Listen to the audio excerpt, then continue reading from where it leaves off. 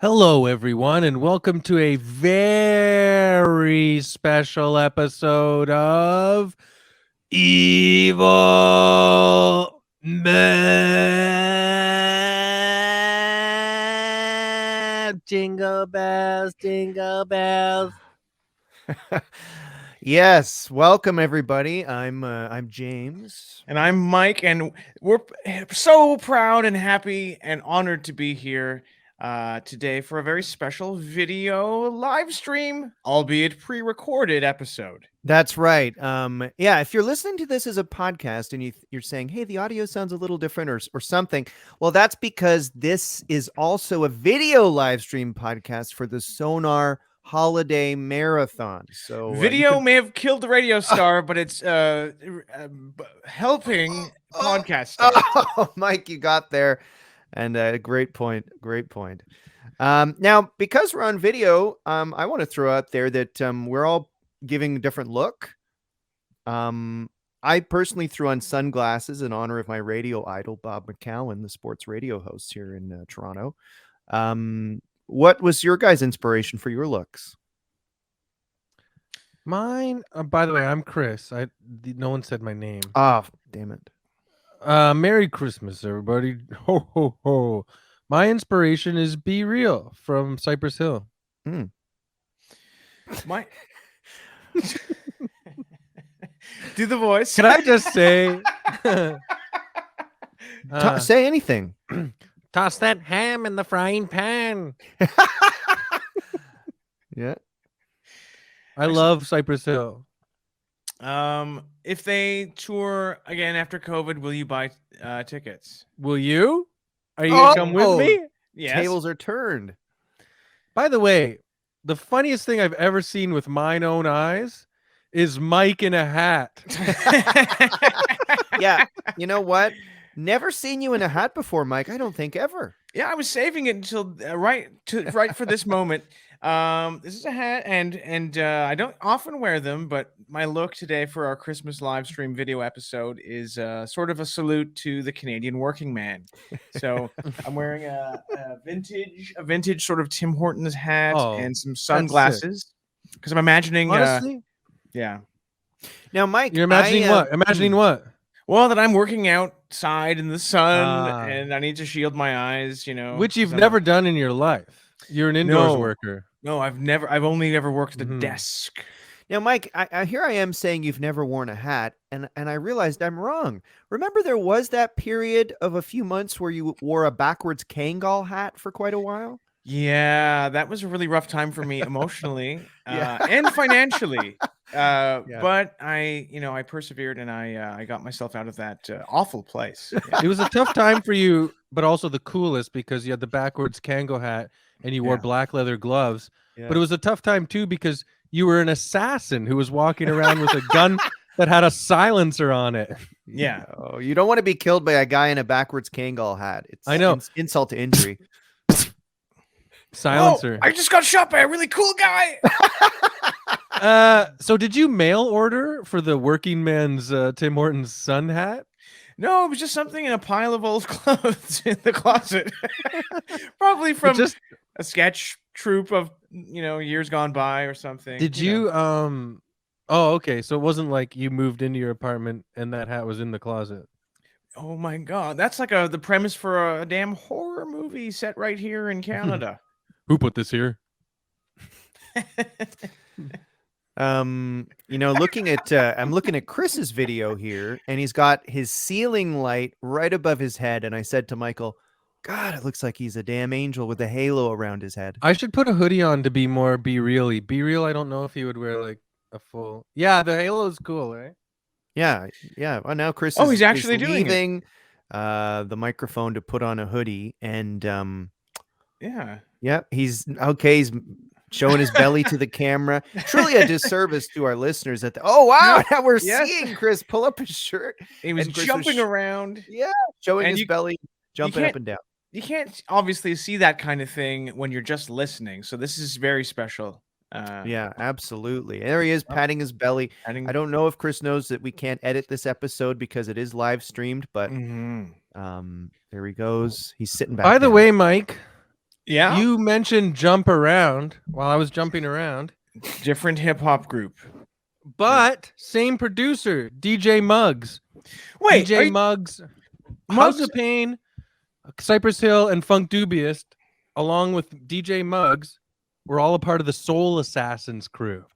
Okay, so even though you said Jump Around, you're right. You're still talking about the Soul Assassins family. So Cypress Hill didn't have to ever take DJ Muggs aside and say, "You got to make a choice here. Either you DJ with us or you DJ with House of Pain." No, in fact, it was all of DJ Muggs' idea to start the whole crew and basically got all of those guys cool ass celebrity status jobs. Nice. Sort of like the original Avengers, kind of. Yeah, I would say DJ Muggs is the Nick Fury of the Soul Assassins. Yeah. I don't know the Soul Assassins, but the name is a bit corny. It sounds like the title of an anime series. Yeah, are they assassinating our soul, or do they have soul and they're assassins? Oh, well, I would say the latter probably. Yeah. But Soul Assassins, I think DJ Muggs might have released an album or two with that title, but it just was the collective of Cypress Hill, House of Pain, Funk Dubious, and some other fellow rappers. I'm going to go out on a limb here and say that none of the other Sonar podcasts participating in the holiday live stream marathon are going to talk about the Soul Assassins and break down who the different parts were. You don't think any of the others will talk about Cypress Hill for 6 minutes off the top of a 1 hour podcast?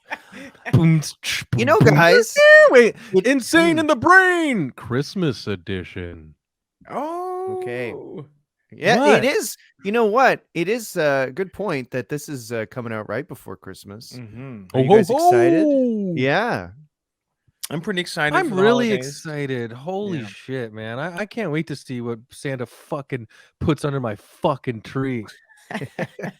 I was talking to Mike before the show. Oh, we were talking about, excuse me. No, you were in the thread too, and it was because Chris, you weren't in the thread for a bit because you were having some cabbing problems. I had a cab accident. No, anyone listening from Toronto, you know what I'm talking about. You can't. The streets aren't made for moving anything anymore. Cars, streetcars, buses, nothing moves on these streets. I got stuck in a cab, not even far from my house, forever. It's terrible. Dundas, gridlock. This is not fun entertainment for everybody. Let's get to the jokes. Yeah. Okay. How about this? We're still in the intro. We're going to get to our topic soon, but it's Christmas time. I was thinking, do you guys have a memory of the worst Christmas present you've ever received? I can go first. This is juicy stuff and potentially relationship ruining if this gets back to the gift givers. Yeah, if one of us, say our wives or girlfriends, we're in big trouble. I remembered the worst gift I had received, I think. And it was when I was a kid. Let's hear it. Yeah. Let's hear it. I was a kid. And my dad bought me a crossbow. And sick. I never used it once because it was too dangerous for me to use. And I'm pretty sure he just wanted to buy a crossbow for himself and then just bought it and was like, I'll put to James on it. Had you expressed... Was he like, James, you like Chewbacca, right? Had you expressed any interest in owning a crossbow? No. God, no. I think Daryl uses a crossbow on Walking Dead. He's pretty cool. Yeah. So your dad used the crossbow after he gave it to you? But I think even he only used it about once or twice. Like, what did he use it on? Like a weird neighbor? He just wanted to scare a weird neighbor off their property? And I'm surprised because your father is from Northern Ireland. He speaks with a Northern Irish accent. Are you allowed to sell crossbows to people from Northern Ireland? Also, when he shot the crossbow, was he also standing on the horse? Kind of like like an ancient Mongolian warrior, kind of like standing on the horse, shooting it at people. He would do that sometimes, yeah. So was there like a local crossbow league or shooting gallery? In the area I grew up, there was definitely a crossbow community of dads who like to shoot crossbows with each other. No, I think he just wanted a gadget and he just wrote to James, and then it was obviously something I was too young to use. Right. He also, I remember one Christmas again, I think for himself, bought a little night vision goggle thing, which I would go out with my What in friends the at night. hell? Yeah, and look through it. Wow. That's Again, awesome. And yeah. did he ever escape by using the crossbow and a rope and then turning it into a sort of like one of those what are those lines that you ride across? The strip line? What's it called? Zip line. Zip line. Zip line. Yeah. Did he ever make like a zip line escape out of like a castle tower It's using funny the crossbow? Like, was he in a princess's bedroom, and then he heard the king knocking on the door, and then he was like, "I'll talk to you later," and then he used the crossbow. What? Tell me. No, well, it's funny we're talking about Die Hard today because very similar thing happened where terrorists did take over my family's house, and very similar to John McClane, my dad did crawl around the house and kill them all. So that's not just funny, that's actually insane.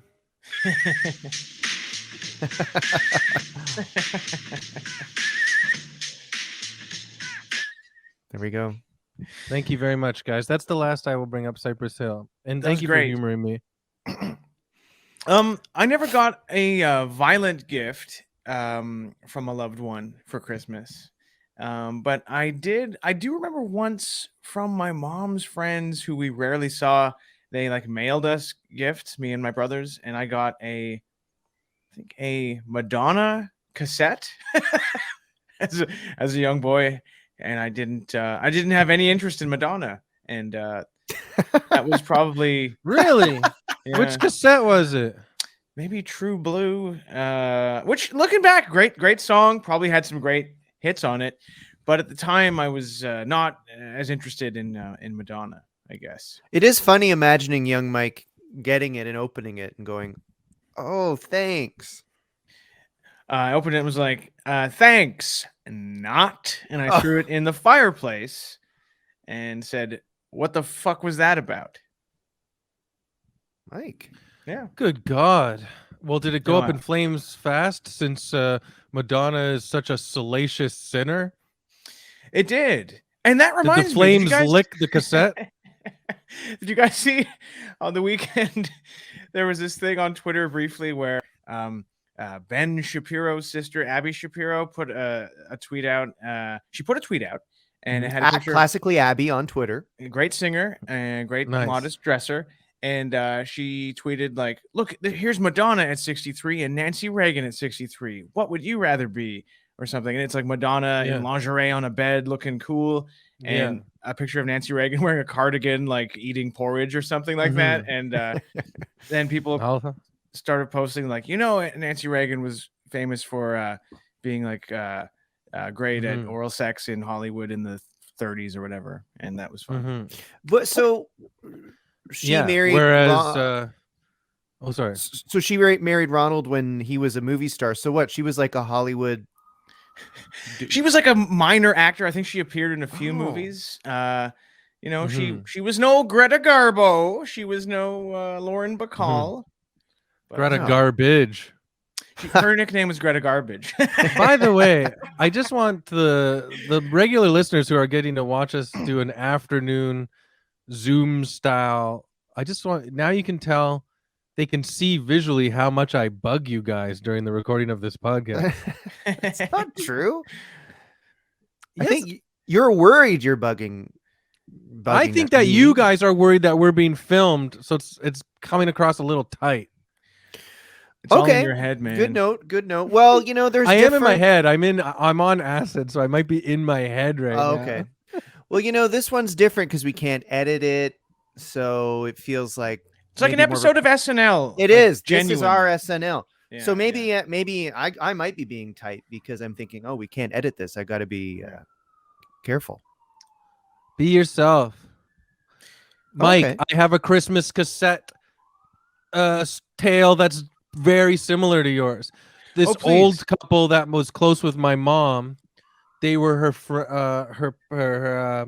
her friend's parents, but because when she moved to Toronto from New Brunswick, Montreal via New Brunswick, she she adopted them as her parental figures, basically, because she was only like 20 when she moved here.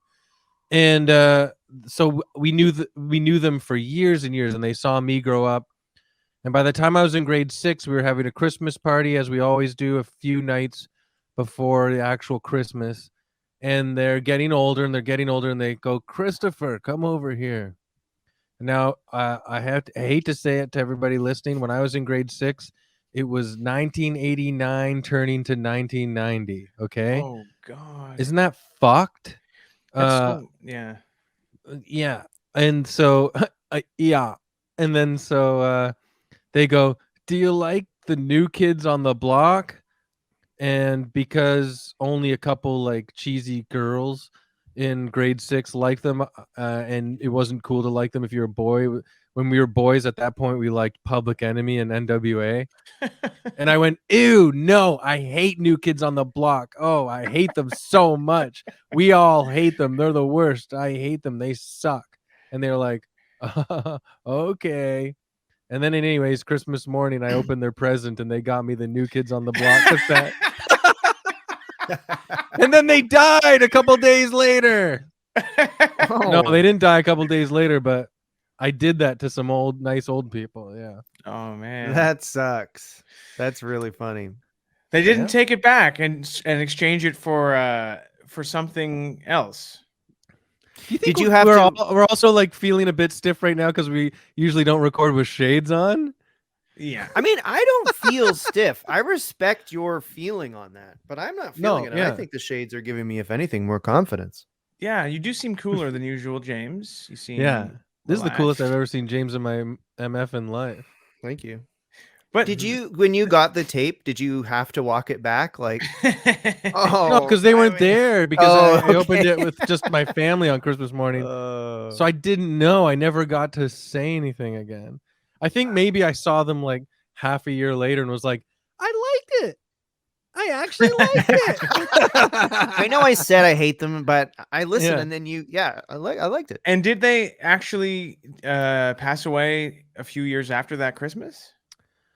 I mean, no, they passed away a year. Maybe the man did. The woman lasted a bit longer. That's always the way. But I I'm guess not gonna say their name, but yeah, they dead. yeah. I'm not gonna dox these old people, but they dead. Well, the exciting thing about doing a live podcast is no one could stop you if you did want to dox any old people at all. That's right. Let's go for it. Oh, let's see. We could dox. There's an old man who feeds birds in the park that I see in the building all the time, and he rarely wears a mask. Even in the elevator? No, yeah. And are you talking about? Oh, do you want me to say the park that you live near? No, eh? You want to keep? Don't say the name of the park. Protect me. Yeah. Well, did you guys have a good lunch today? I had a hamburger and fries, and I feel really tired. And I think I'm going to get into intermittent fasting. Cool. Oh, yeah. Have you ever done it? I've never done intermittent fasting. Mike, you always have a bowl of oatmeal and a hard-boiled egg, right? I mix them all together in a big. I have a bullet, and I put them all in the bullet, and I mash it all together, and I drink it out of the jug. I do know this from time I've spent with Mike. Morning, Mike likes hard-boiled eggs. I know that. Snacks. Yeah. And listeners know this one. We're talking sesame snaps. Lock it in. Not for breakfast. Not for breakfast, but for a snack in the day. Can I send Mike all the sesame snacks you can find? Yes, that would be cool. Can I give an update on my mom's meals? Yes, there's a segment called Mike's Mom's Meals, and MMM. Yeah, triple M. In the past, I've talked about how my mom despises eggs, but she eats them still because she feels she needs the protein from the eggs. And she boils them for 30 minutes. She boils them for 30 minutes. Now, that was shocking to me when I heard it, and I assume it was shocking to you guys and all the listeners. Just the other night, at my mom's for taco night, we had tacos, perfectly normal meal to have. And, you have side things you put on tacos. I'm talking cheese, lettuce, maybe diced tomatoes, fried red peppers, fried onions. She also took a bowl of olives out of the fridge and I saw her like in slow motion put several olives on her taco and eat it. And I was like, what is happening? She's like, I always Mom. did this when we had taco night. I have no memory of that happening. I've never heard of. So classic taco, otherwise, right? Meat, Classic lettuce, taco. tomato, Yeah. sour cream and stuff like Sour that. cream. Yeah. And, Salsa. then she Yeah. put olives. Olives. Sliced?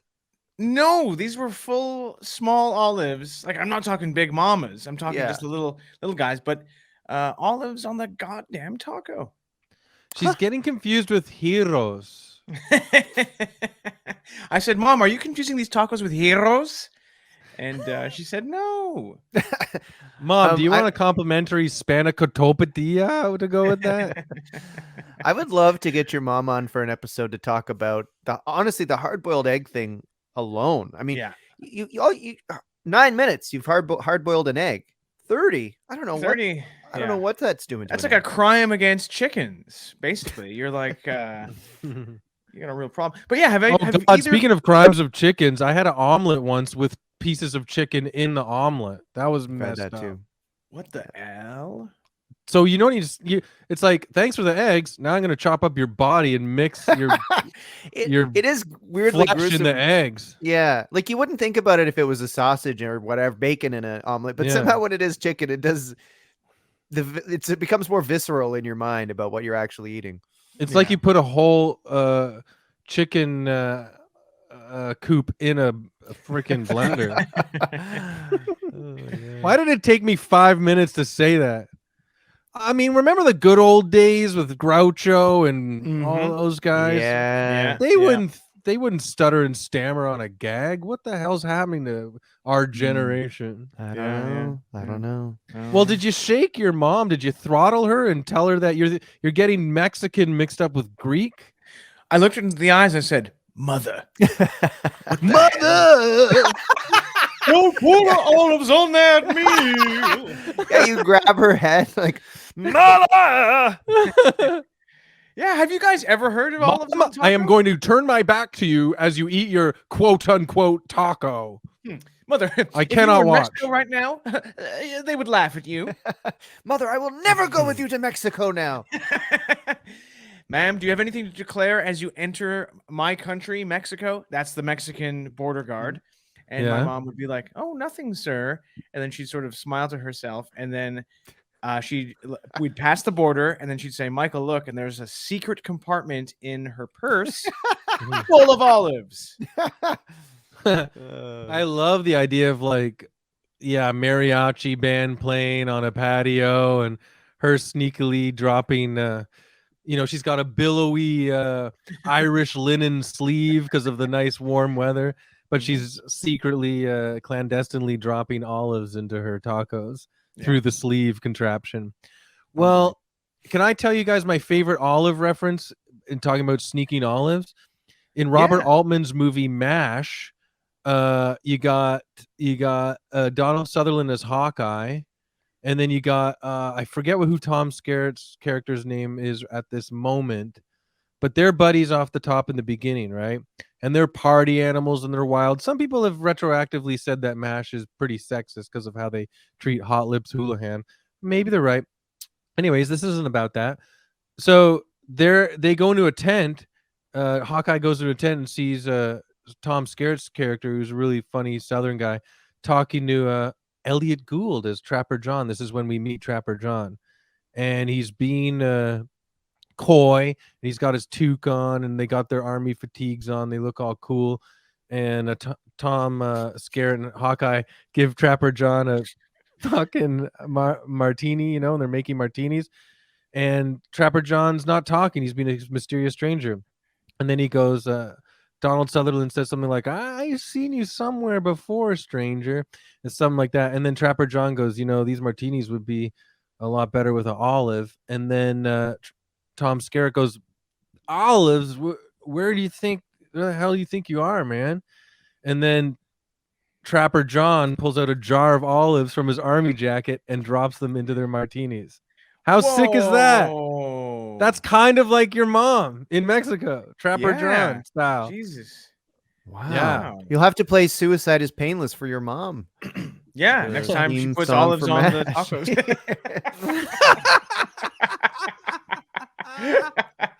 You felt like singing "Suicide is Painless" as you saw these tacos get mangled by a taste of Danforth shit. My dad used to like MASH because I think everyone of that era by law had to like MASH, and I just remember always like coming in at the end of an episode and just feeling like, oh, this show is like, I would feel like melancholy, and I think it's all because of Yeah. the theme song. Oh yeah. And it didn't seem funny at all, and I think even Yeah. the later episodes But they didn't have the lyrics in it. didn't have lyrics, but it didn't have a laugh Yeah. track after like the first couple Yeah. seasons. So it just was like, why are you always watching this drama about the Korean War? Like, Yeah, when it didn't have the laugh track, it was the best because then oh, what's his name? The Alnaldo? guy who was always trying to be crazy. Klinger. Yeah, Klinger would show up and be like, "Hey, have you guys seen my purse?" And then everyone would just look at him for one solid minute with no audio. Imagine you gave MASH the perfect Strangers theme song. Now that would Probably spice would just things think up. of it as a funny show.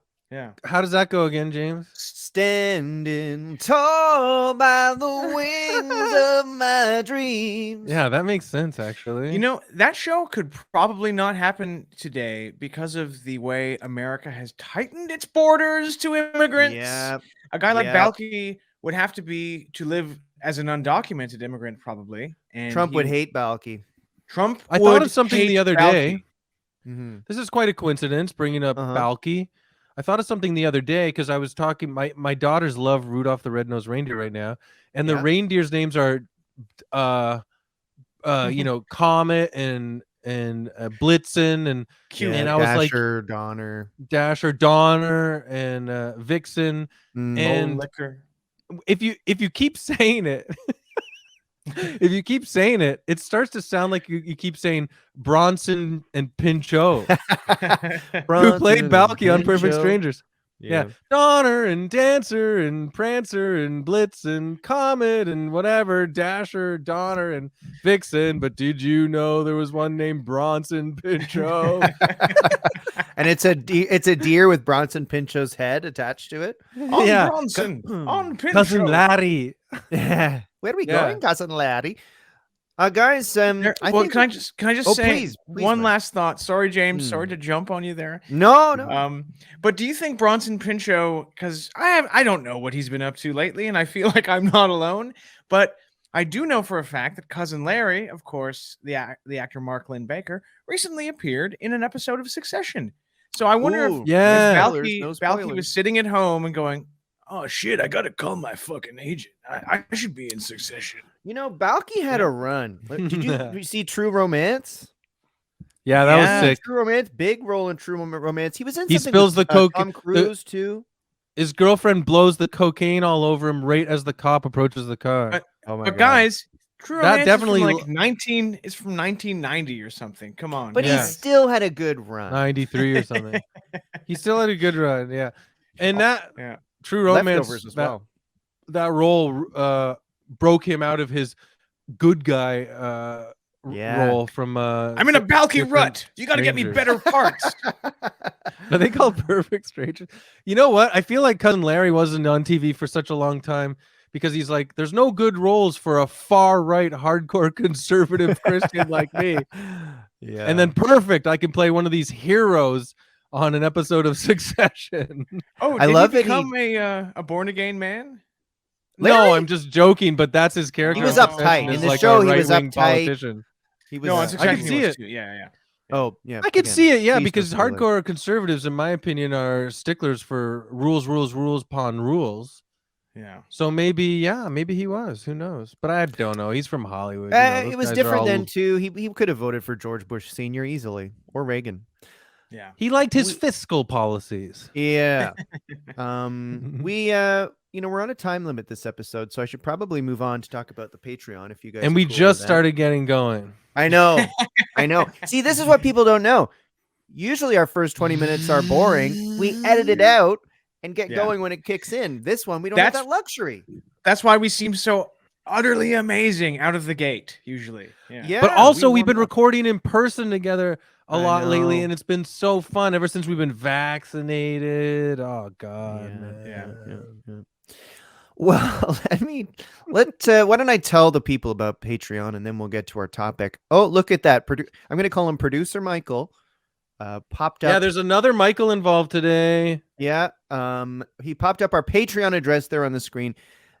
Ladies and gentlemen, if you get the chance, check out our Patreon at patreon.com/evilmen. You can join it. You get bonus episodes. They're great. They're as good as the regular episodes.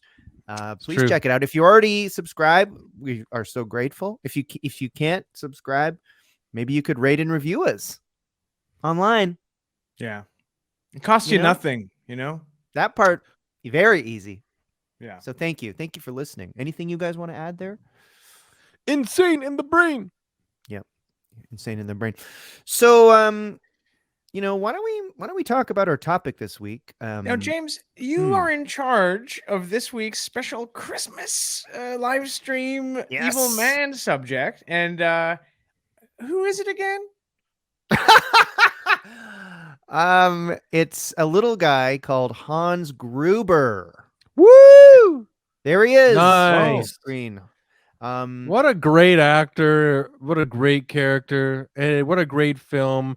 I agree. From Die Hard, original 1989.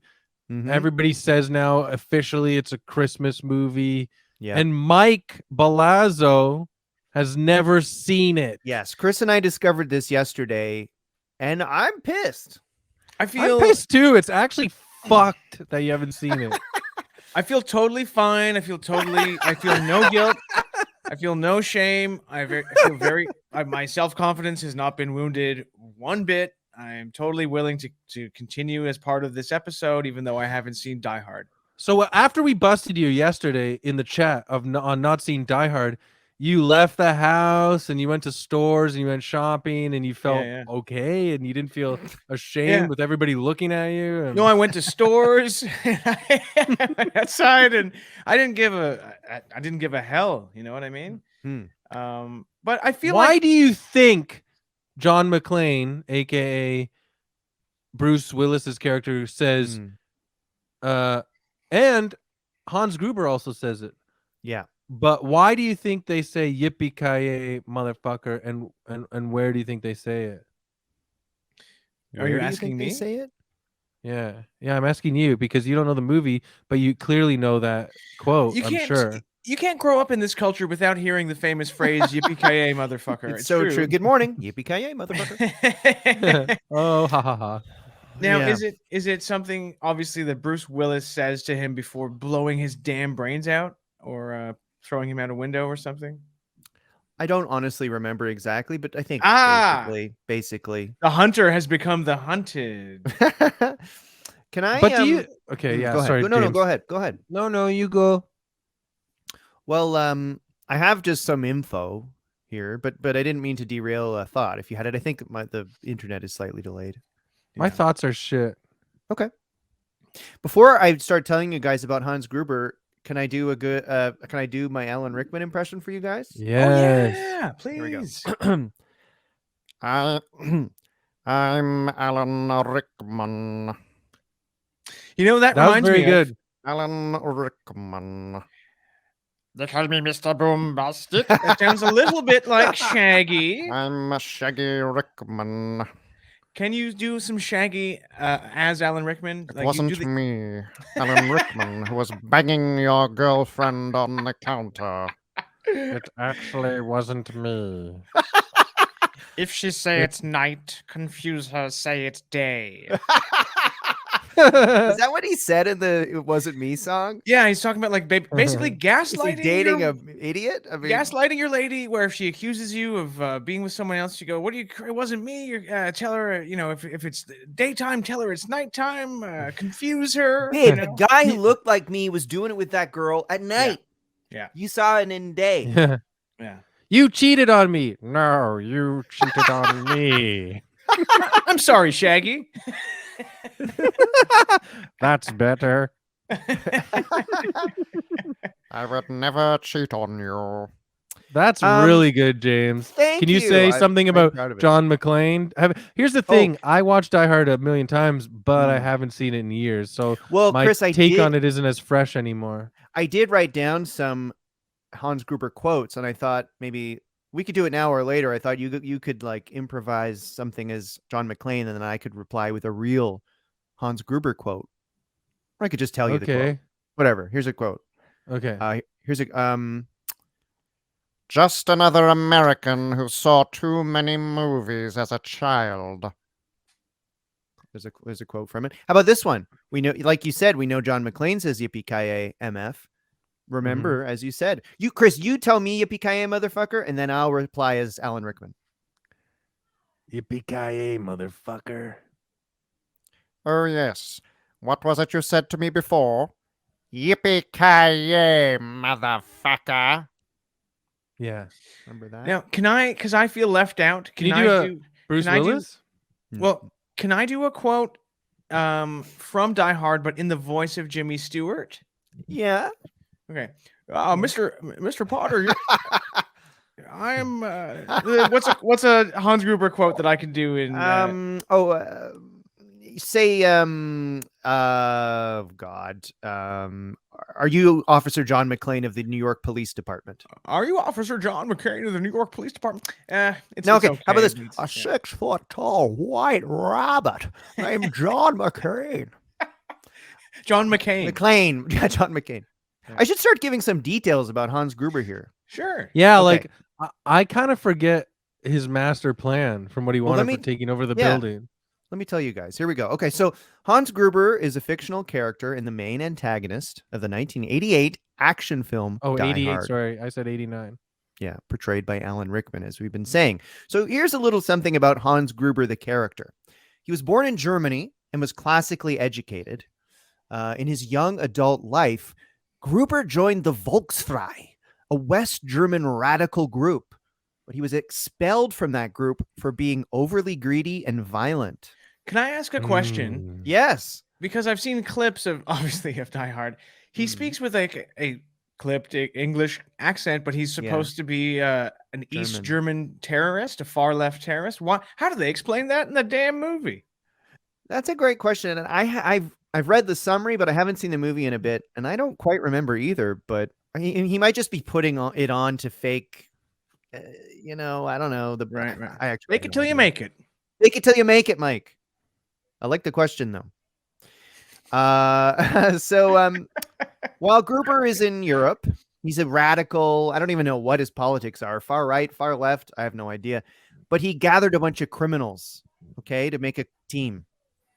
Basically, they all have skills. Exactly, a particular set of skills.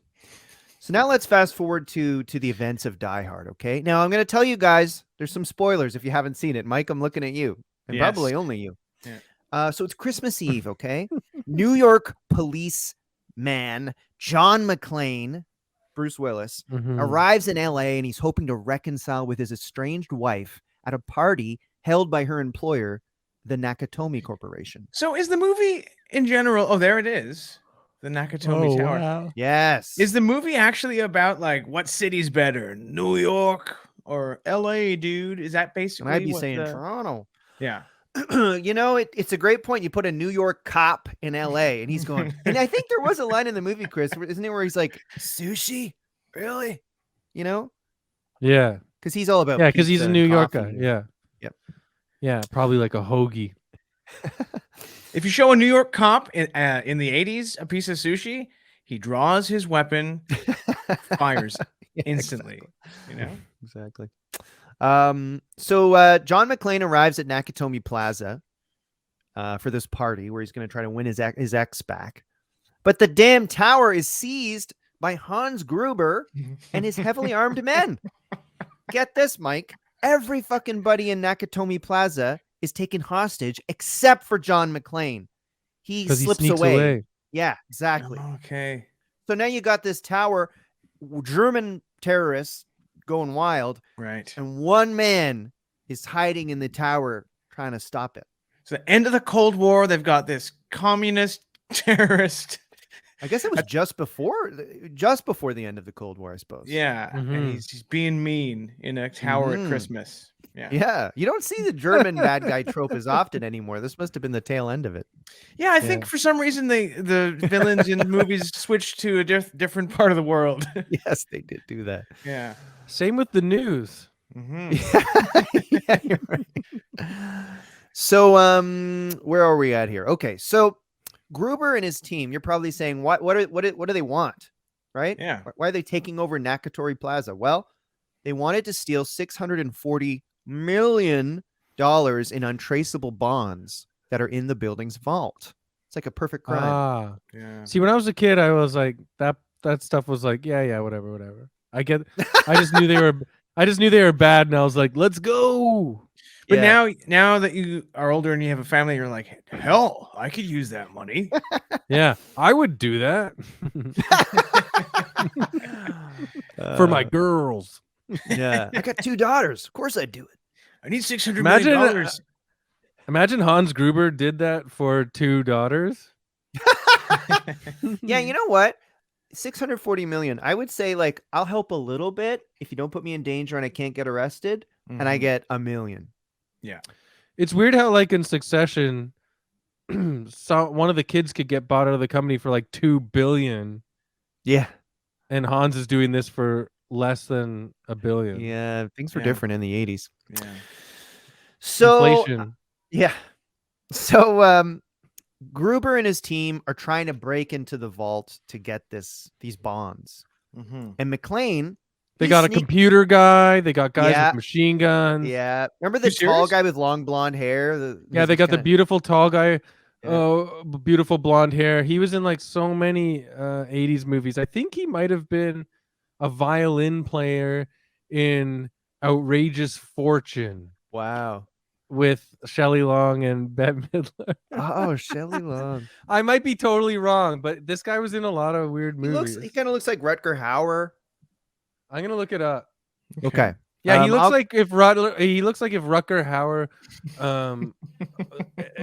if Rutger Hauer's mom was the son. Well, I'll carry on while you look that up, I guess. Because he looks like a sun god, don't you think, James? Yep. I'd worship him. More ways than one. So McClane's sneaking around. He's like, how do I stop these fucking guys? Right. So eventually McClane kills one of the German men, takes his radio. Stop these fucking guys. Yeah, the classic line from the movie. Where does he get these wonderful guys? It's like the actor's name is Andreas Wisniewski. Oh, Polish, perhaps. Okay. Yeah. So, but Mike, you definitely recognize him. Oh yeah, I'll look it up, and yeah, I know that Polish actor anywhere. Yeah. All right, so McClane. Him? I don't know if that might not be him. Who cares? No. This is the most important part of the podcast. I know you think I'm wasting time, but this part's more important now. Okay. Listeners, we're trying to. I could be telling stuff and you could look it up and then come in and show it. But if you think it's better to stay silent while you look it up, no, go tell stuff. Tell stuff. That's one approach. No, I'm saying don't stop talking. Let's talk over each other. I don't care. Okay. So, where are we here? All right. Die Hard. McClane, right? He's killed that guy. He's got the radio. He contacts the LAPD and says there's terrorists. They've taken over Nakatori Plaza. Yeah, I was looking at the wrong guy. I'm talking about his name is Alexander Gudinov. He's the best part of this podcast. Did you know it? And Alexander he gets murdered. Gudinov. He was in Witness. He was in The Money Pit. Oh. He was in a bunch of movies called Waxwork. He was maybe it was Money Pit I was thinking of. He's a violinist guy in Money Pit, and I think he might have been like dating Shelley Long, or I don't know. Wow. I remember Money Pit had but the Mike, VHS. Okay. This is him. Mike, you know this guy. Oh yeah, he was always smooching Shelley Long. looks like European, like severe European Michael Bolton. He looks, yeah. He Like looks if like Michael he'd Bolton, be instead of singing soul and R&B, if Michael Bolton was like a drill sergeant who just yelled like, "Give me." He looks fucking like push-ups." he looks like if butter had sex with the sun.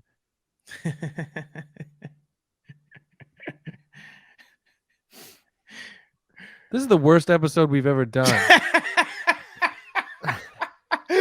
Well, James, why don't you tell us? I feel like I won't be able to sleep tonight if I don't hear how this ends. Yeah, okay. Yeah. I'm done.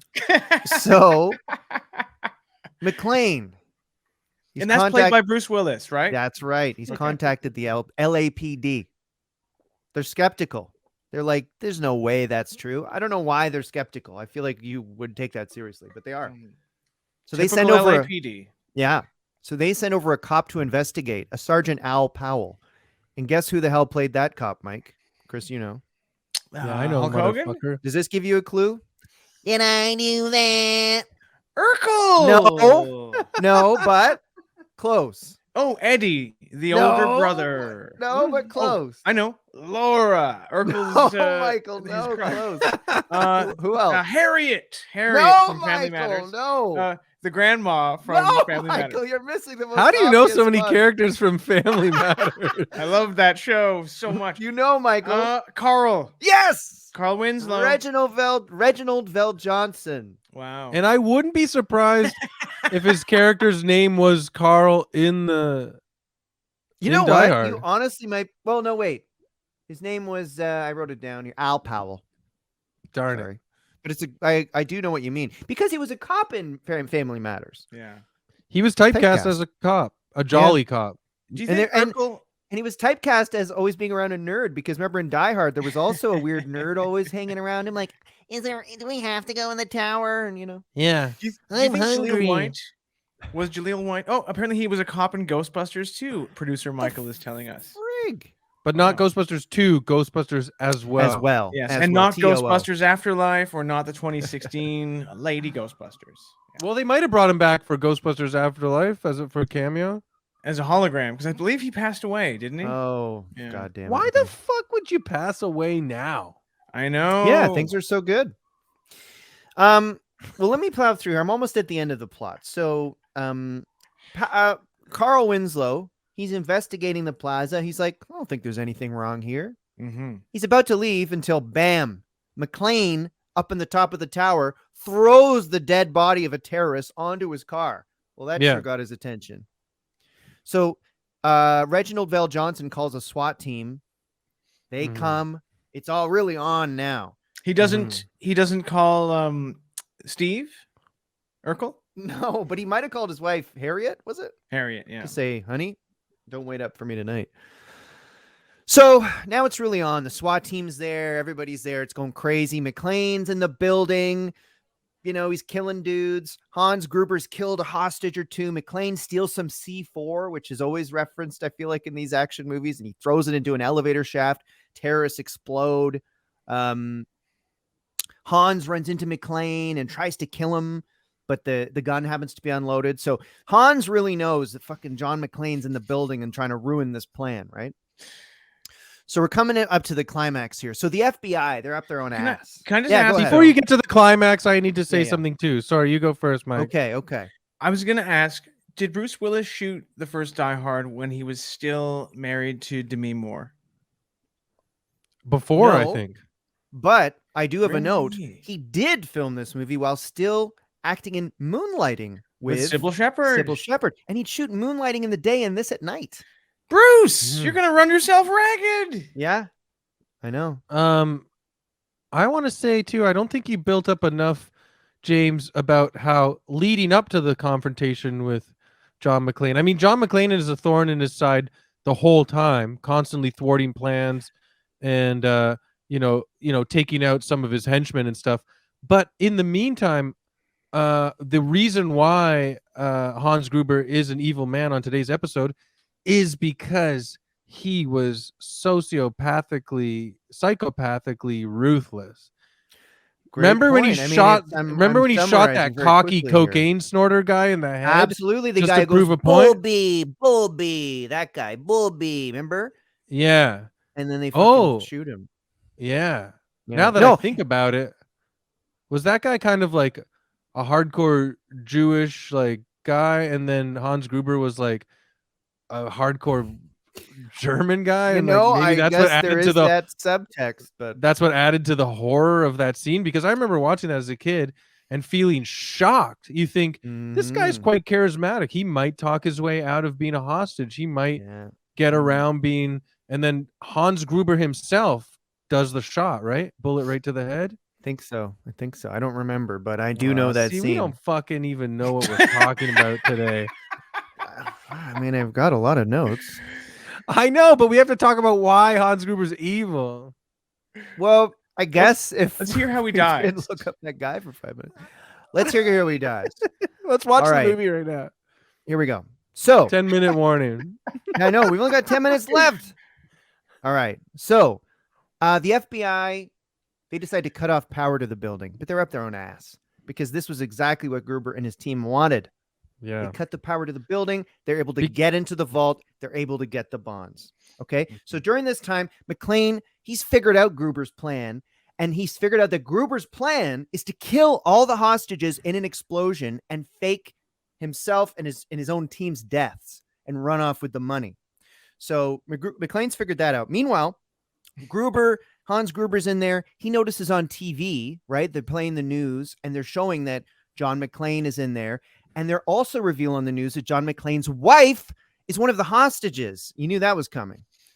So McClane, so Gruber's like, I've got your wife.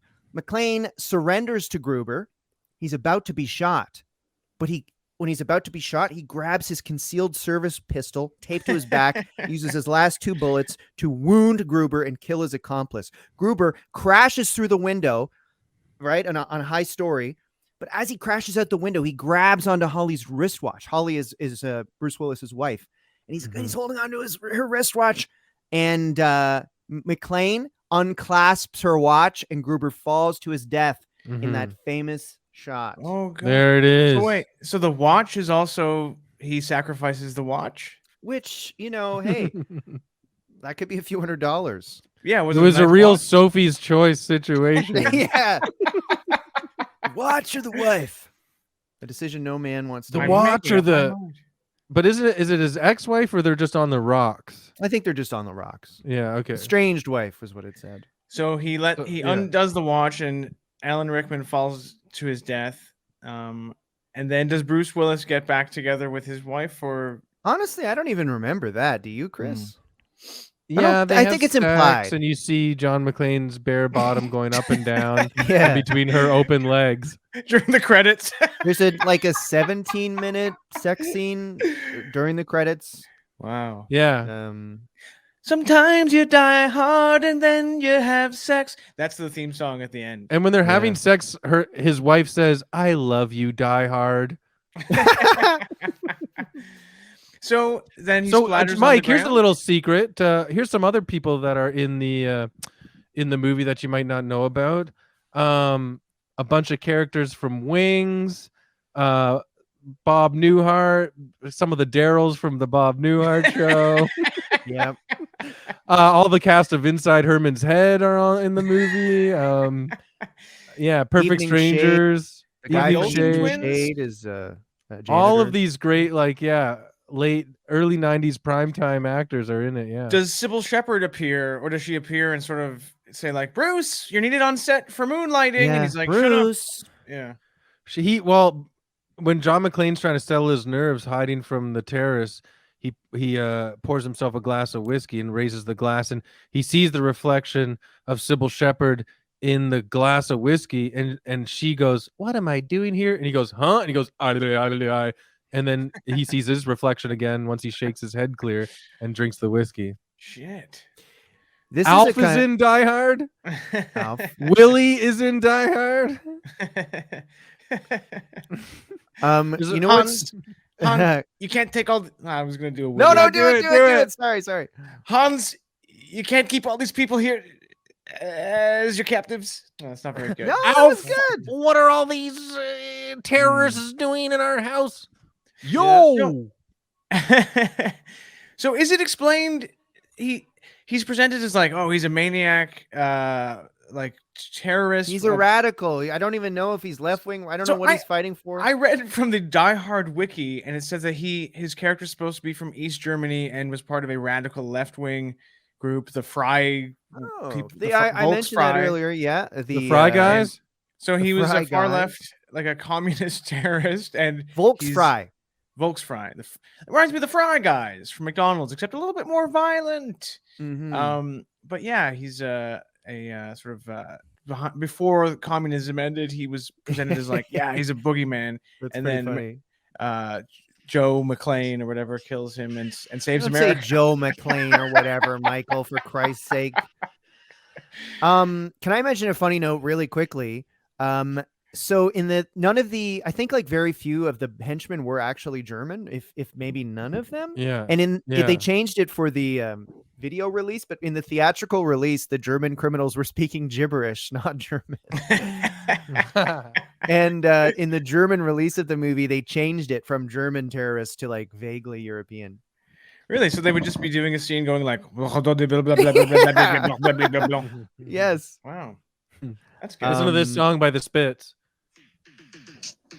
Can you hear that?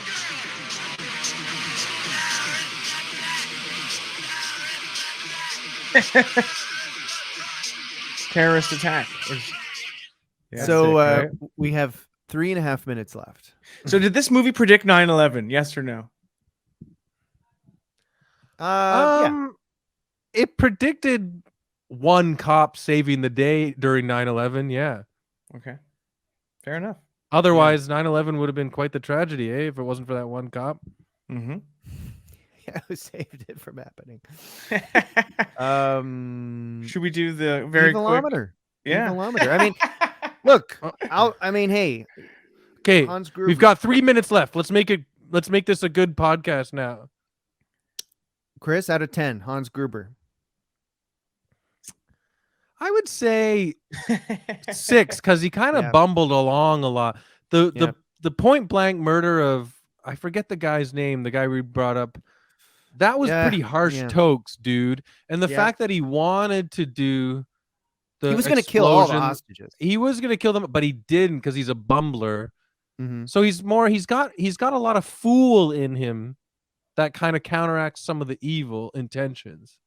Do you see what I'm saying? I agree 100%. Like, so what do you do with that when like you have a person full of evil intentions, sure, but their fool nature ruins their plans? Yeah. No, I completely agree. Maybe yeah, 6? Actually that's exactly what I was thinking. I'll go 5.9. I will say I'll give him a 5. And I'm saying that because that's German for 5. Oh! And because, that's great. And because I haven't seen the movie, so I don't Will know you all see the it? facts. Would you consider seeing it? Well, I feel like the way you explained it to me was more entertaining than any movie. No, Mike, come on. Mike, you know why these big popcorn blockbusters take off internationally? It's because it's a psychology thing. It's not about the explosions and the terrorists and the machine guns. It's about the actual thing that's happening on the inside that we can relate to. We can relate to John McClane's frustration and feeling like the weight of the world is on his shoulders. He's the ultimate man. He is. I can say I felt like an NYPD officer, out of his element in LA. I definitely can relate. You look like a undercover NYPD cop with your hat and your glasses. Well, that was a great Christmas gift, I feel, that we've just given to our fans. Yeah, and if Die Hard's a Christmas movie, then, this is a Christmas episode. That about does it, guys. Yeah. Be sure Do to you follow think us this should come out as an actual Christmas episode? Oh, absolutely. Yeah, absolutely. Follow us on what? Follow us on Twitter and Instagram at EvilMenPod for more special stuff. Yeah. Well, that was an excellent time. Thanks so much again for joining us on Evil Man.